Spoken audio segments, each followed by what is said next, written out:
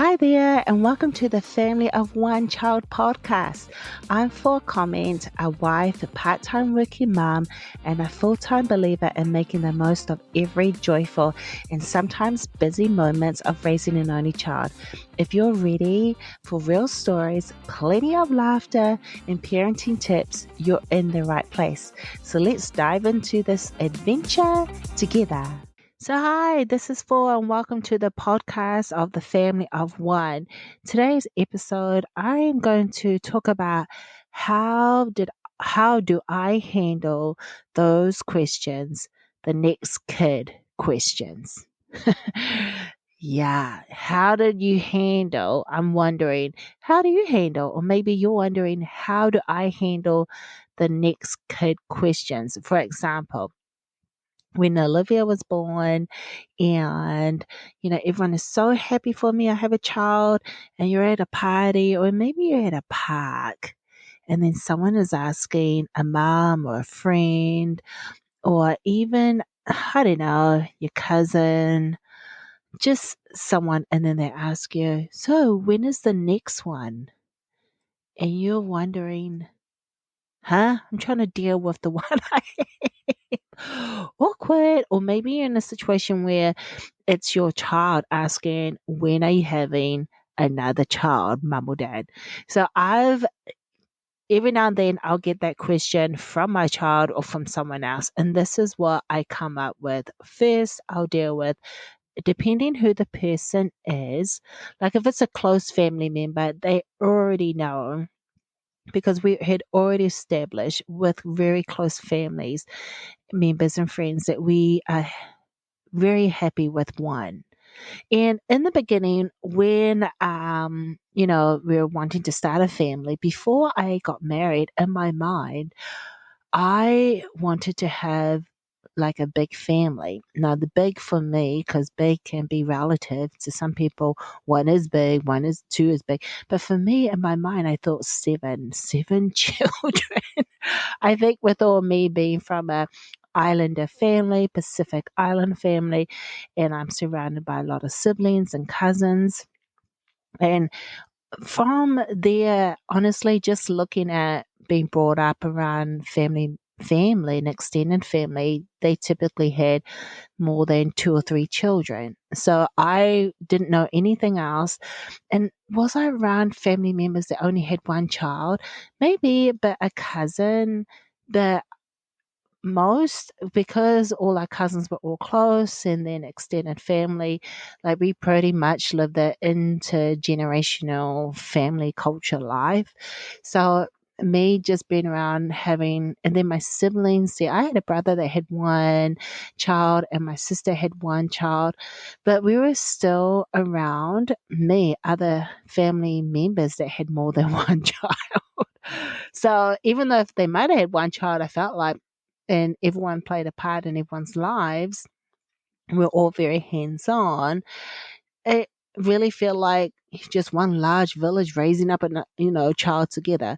So I thought in my mind at the time, like, yeah, I'm going to have a lot of children. Well, when I get married and going through that process, we ended up having one, and I'm so happy. Fast forward 20 years later, it just worked out for us to have one. But my husband, if you ask him, he's always wanted one child and he always wanted a daughter. So you're welcome. He is living his best life. I tell you what, his best life. And so am I. So when I do get people asking me, is it just the one you're going to have? And I said, yes, we're very happy with one. We plan for one, we aim for one, and we have achieved our goal. And then you usually get questions, well, isn't that child going to be lonely? And I look at them and I said, define lonely, because she is living her best life with her friends and family. And it depends on really how deep because some people are, oh, okay. Then other people will say silly things like, oh, is she going to have the social skills? And I thought, really? Do you have the social skills as you're standing here asking me these none of your business questions? Like, I wouldn't say mind your own business, but I typically, after the second question, like, oh, I do say to them, she's well loved by her grandparents. But I really don't get a lot of strangers today who ask me those questions like, well, is she going to be lonely? Is she going to be so and so? It's usually in conversations when I'm with other moms in a group, and they might say something like, for example, as you're talking with other moms who have multiple children, and they say, oh, well, I'm glad I have multiple choices of someone goes away to college or as they get older. I can stay with that child. I have three choices. And I'm like, yeah, well, I only have the one. And so depending if she's wanting to stay with, look after me as she gets old. And I said, well, at least you got three choices. I just got the one, so I'm going to make sure I take care of her, and I laugh it off.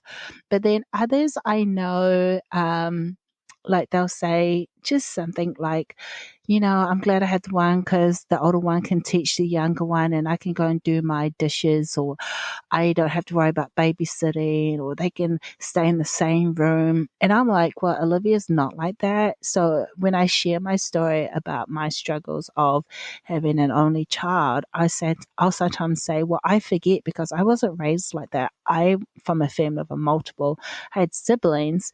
And so, you know, she hasn't got that in the way that multiple children, families have. So I have to be mindful why she stays with me in my room certain times, or if we're just having a conversation about, hey, go and do this and that, she's having to learn to do it herself because she doesn't have a sibling to teach her. Just those little things. And that's why I say that's why friendships are important. And I appreciate, and depending who the parent is, I'll say, I appreciate that your child can teach those things to my child while they play together. And it's really good and it works both ways. And so when I educate the parent who's hanging out with me from a perspective of a only child, they're like, oh, not to say that that their child is better than my child. It's just to say that it's just something that it's a good partnership. And I think that both children are learning, like their child is learning about what's it like to be an only sibling, because, when they come, they love it and they say to Olivia, oh, you're so spoiled, you get this and this and this. Well, I guess it's all relative, because if you meet with maybe someone who has more financially freedom than we do, and you look at what they receive, they pretty much got a lot more things than Olivia. And I don't know, it all depends. But I'm just saying, if someone says, like, when's the next kid? It all depends how you're comfortable saying it. I mean, my husband would say, we're the family, we're perfect where we are. Why go broke? I mean, why ruin a good thing? He pretty much says it like, the more children you have, worse it gets. He's looking at the other family. He goes, no, we have a perfect family. We got a perfect daughter. She's perfect for us. We don't want to ruin it. So whatever you're comfortable with. And I just tell you what, have fun with it. Totally have fun. And also, okay, so we have a horse. And we have 3 cats, 1 guinea pig, 1 hamster, 7 fish. I was going to say a dog, but a dog's not in there. So, I mean, my husband said we have, all these animals. We pretty much have a full house. We have the child and we have all these animals that we need to take care of. So it really depends too. And anyway, hello, um, is there like a number? Even if you have 2, I wonder, the question will probably come again, well, when is the next one? I mean, I know some families have 7 kids. Are you going to ask them when's the next one? I don't know. Maybe you're going to ask them when to stop. I mean, some people can be really inappropriate. You either have too many kids, or you don't have enough kids at all. Is there a happy medium? All I say is, depending on who's asking. I mean, have I asked questions like that? Not really. Maybe I'm if I know, like, maybe one of my single friends, friends that are not married and they have a boyfriend, and then I'll ask them how their current love life is going.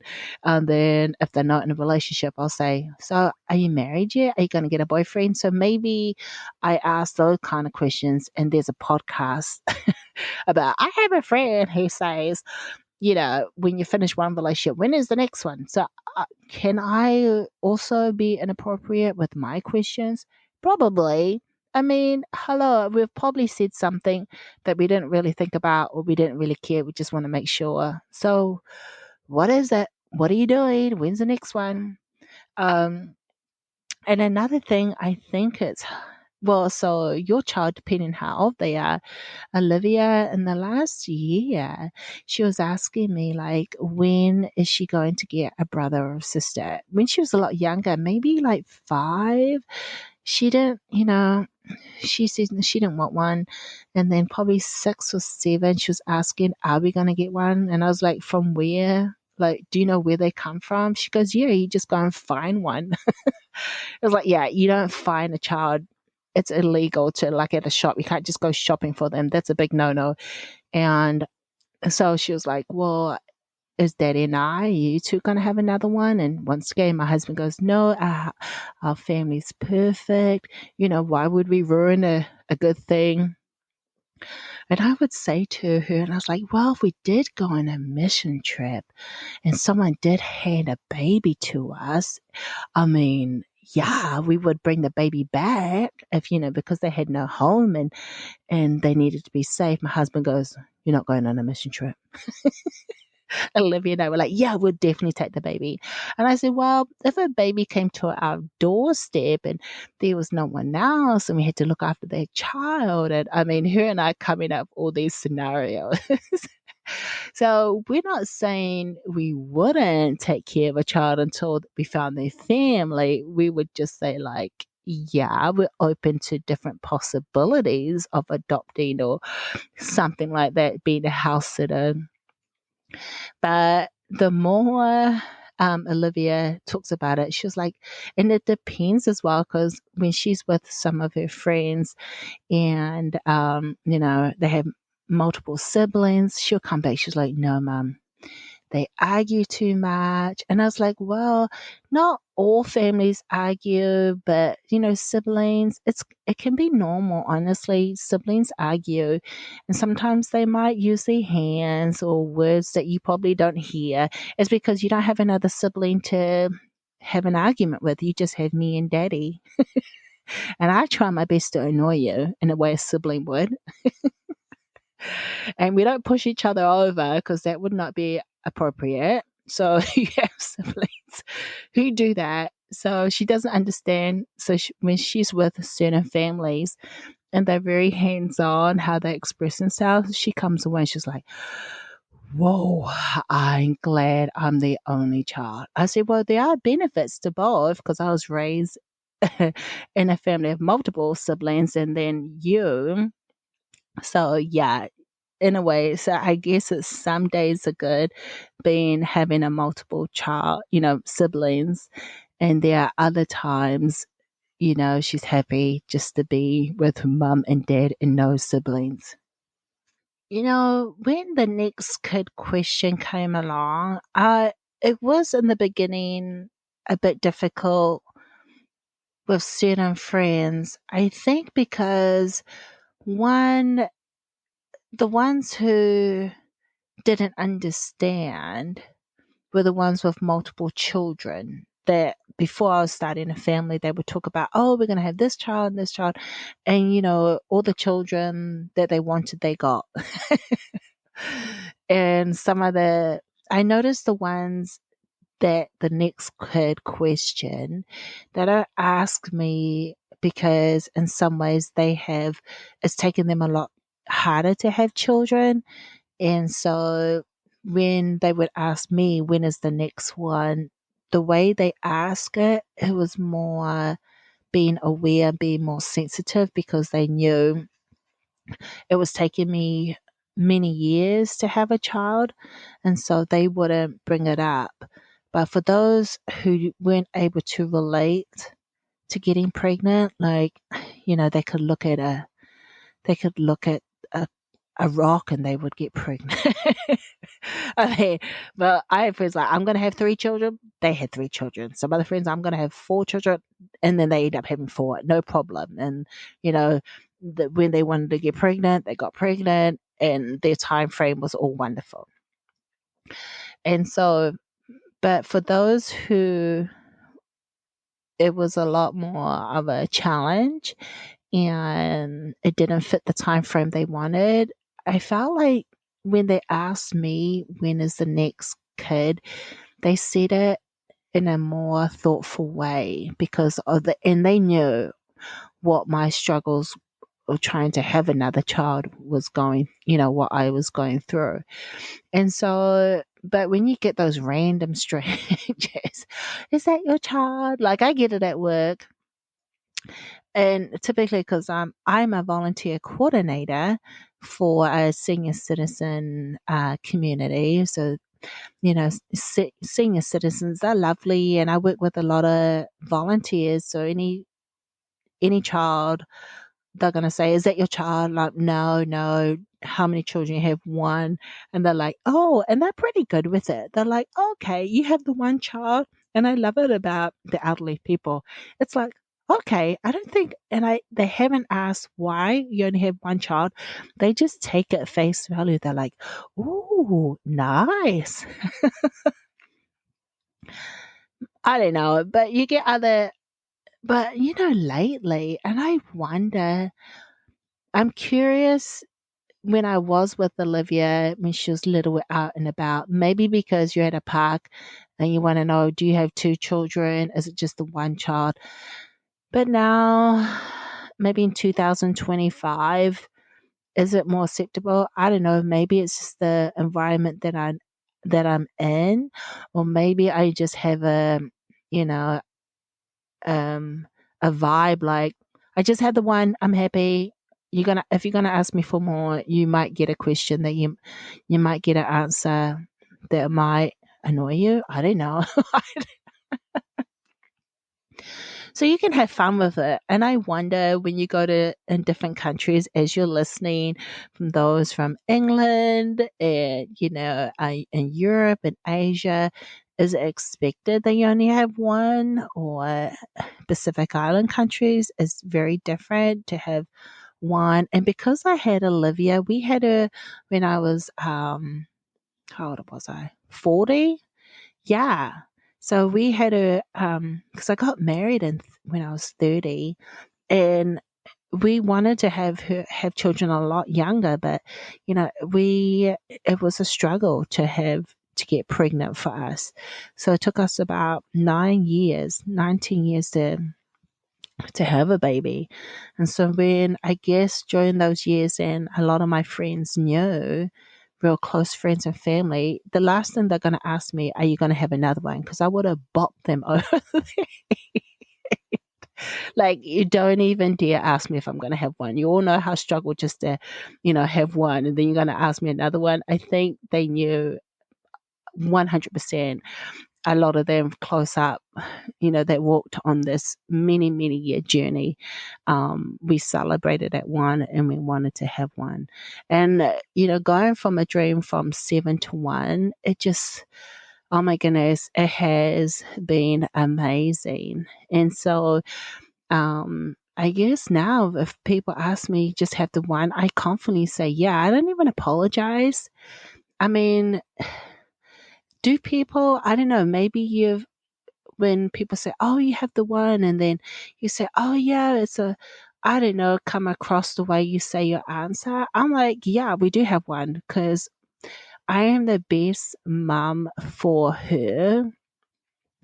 And my husband is the best father for her. And we are a 1-child family that just works for our family. And seriously, for the lifestyle we have, with her hobby, with her horses, being an equestrian family, had I known, I don't know, but horses, I did not consider owning a horse, doing barn chores, entering in this world of horses when I got married. what I thought I was going to, our life was going to be having a child 2025. I wouldn't know. I wouldn't have got that. So having one child with our schedule, work, and the things that we're wanting to achieve, and the financial responsibility it takes to pay up without a credit card and to put savings in place, it is a lot. And to be financially responsible and to be wise with it and grow and learn from your mistakes. I'm telling you, one child for us, I said to my husband, man, I don't think I could do two children or three. And if I did have two or three children, one, I know we would have the support. And this podcast would not be about that because how could I do a podcast with multiple children? I mean, because it's the family of one podcast, it would be a different podcast. So, what I'm saying in a nutshell is that I'm hoping that you're celebrating your inner place where you're celebrating. Now, there was a time when I did have Olivia, I think that I thought maybe I should have had two children because it was more of I thought maybe she's going to be alone. Maybe, when we grow up, she's not going to have any siblings to connect with. And, as we move on in life. And then I was thinking, you know what? I'm sure there's other families who have siblings who don't even connect, who are dysfunctional, or we're all dysfunctional, but they don't have the close relationships now that the parents have passed away. Or I'm thinking, you know what? I really need to celebrate the relationships that we have as a family and to celebrate the community that she's in and to help her grow from that. Because as she gets older, she's going to meet cousins and church friends and best friends, and just to keep nurturing those relationships. So there's always a community and also Christ in the community because the body of Christ, I believe that the body of Christ, you make friendships, you build friendships, you learn and grow together as you are fellowshipping with one another. So you're always not alone. But it takes time and it takes effort and it takes you want to invest, like you want to be a friend. You first got to be a friend with yourself, but also you got to invest in others as well. And even though it can be inconvenient, but at the end of the day, it's worth it. So I told myself, no, Olivia's not going to be alone. She's also going to be responsible too of nurturing her own friendships as she gets older. And when you need help, your friends and family, those who you're always connected will be there. I've met some other adults as well who were an only child. And this adult said that during holidays, they're by themselves. They don't have anyone to go and have dinner with or have Christmas with. And I used to think, well, do you want to come have dinner with us? Or do you have a friend so and so? And they said, oh, I don't want to reach out. I don't want to be a hassle. But here's the thing. If you got to own it as well. Like, if you want a friend, you got to be a friend, but you have to reach out to someone and continue to build that relationship. You can't expect people to come to you. So whether you're a family of one or multiple family, at the end, that one person has to reach out to others. And they'll be like Olivia, as I'm teaching her, hey, as you are being a friend and as you grow up, you got to continue to nurture those relationships.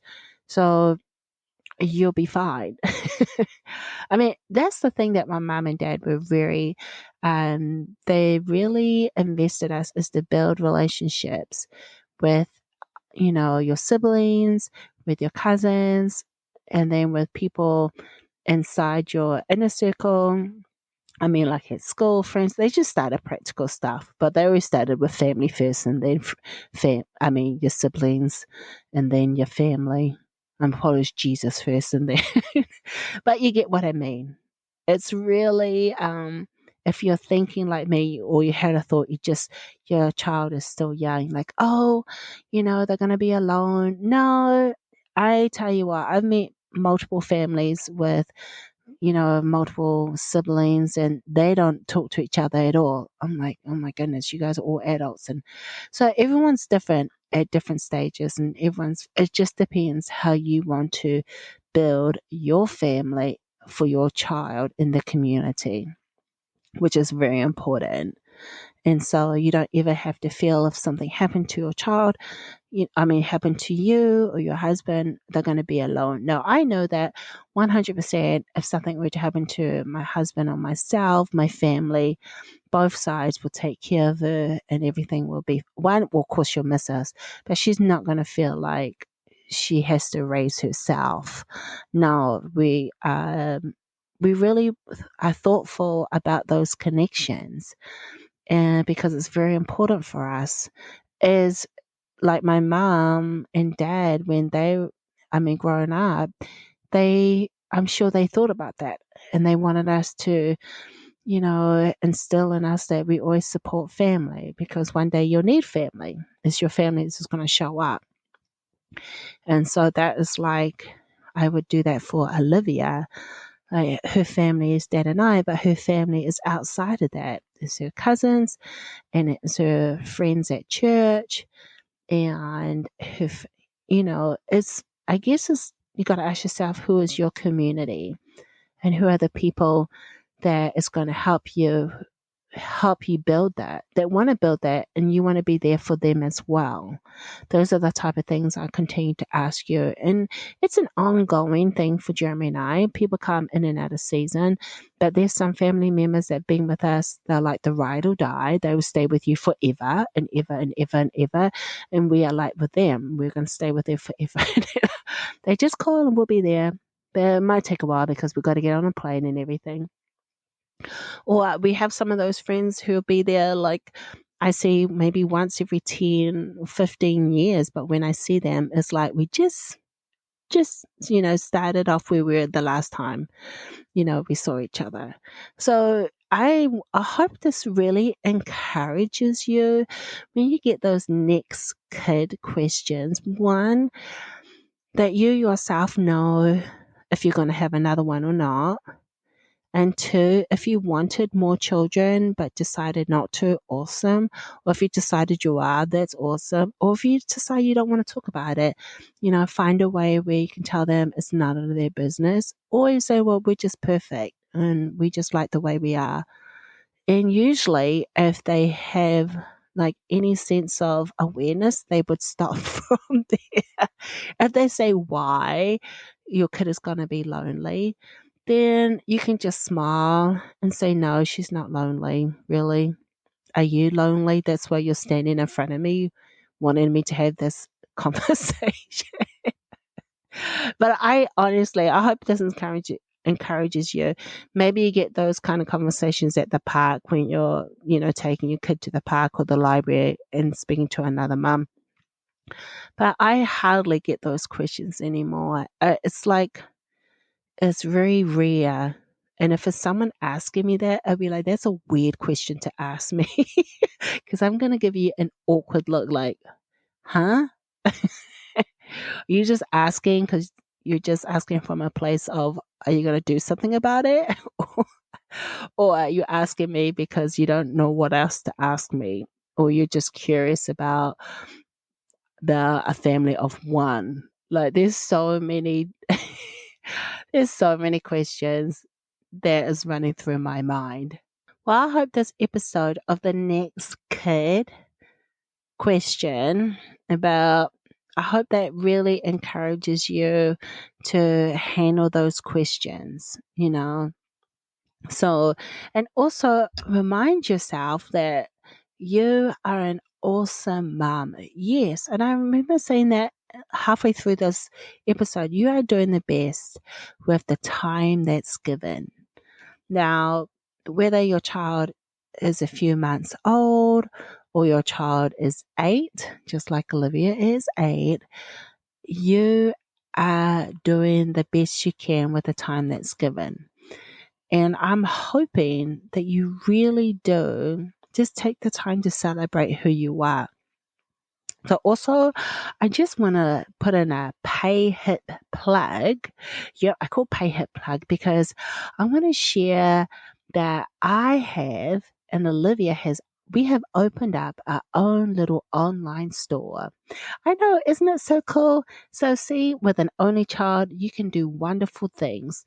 And so, Olivia and I, it's all about horse designs, and it's very simple. We wanted to both create something that stick figure people because just letting you know, I cannot draw a freehand of figured person. I could do stick figures, love hearts. Olivia's a lot more better than me. And so our drawings are very simple, but it's $3 each, and you can all go to the Pay Hit plug. And our brand is Comment for Horses Designs. So you're going to see a lot of them just online. It goes from $3, and sometimes the bundle, you'll find a bundle for $5. You can download that. You can find it on my BuzzFeed. Is it not BuzzFeed? Buzzsprout. There'll be a link, and you can go there and click on it and download. And I really appreciate you doing that because it helps me, you know what, just manage. It helps me to and Olivia to do something together, something that we both. I'm learning about more about horses, and she's learning about, wanting to put this, you know, in a drawing, what she's learning too, and we both can grow and learn together. So if you have something that you want to do with your child, maybe it's to start a online digital business, or maybe you might want to start a podcast together. Maybe you have stories, because you know what I notice, there's not a lot of podcasts about having an only child. And that's why I'm here. You may be listening and you may like, you know what? If four can talk about having an only child, then maybe I can start my own podcast about my own experience. Because if there's more people, families out there talking there and sharing their experiences about having their only child, I think that'd be amazing. One, because then there'll be resources out there to listen to. Because I would have loved to have a resource when I was having Olivia back in 2017 about an experience of having an only child. But you know what? In a way, I did, because I had my brother and had my sister, and they had an only child. So I would call them so many times, mainly my sister. I would call her because her child now is, I think she's like in her late 20s. And so I kind of did. I had all the resources I wanted. So, but I'm just saying, if you don't know anyone who has an only child, well, you'll listen to it on a podcast now. But if you want to start your own podcast or something you want to do together, I think you should go ahead. Look, if I can do this, you can do it. You know, your friend, you can say, well, my friend four, yeah, say my name because I'm your friend. And we met on the Family of One podcast. Thank you so much for supporting this, my podcast channel. And I thank you for supporting on PayHip. Please leave me a message, a fan mail. I know you're all listening from Europe and Asia. I thank you so much. And America. Thank you, people around the world. I absolutely appreciate you, mums, listening to this. Until the next episode, remember, be kind and be a friend to yourself because you are amazing. Catch you in the next episode. Bye.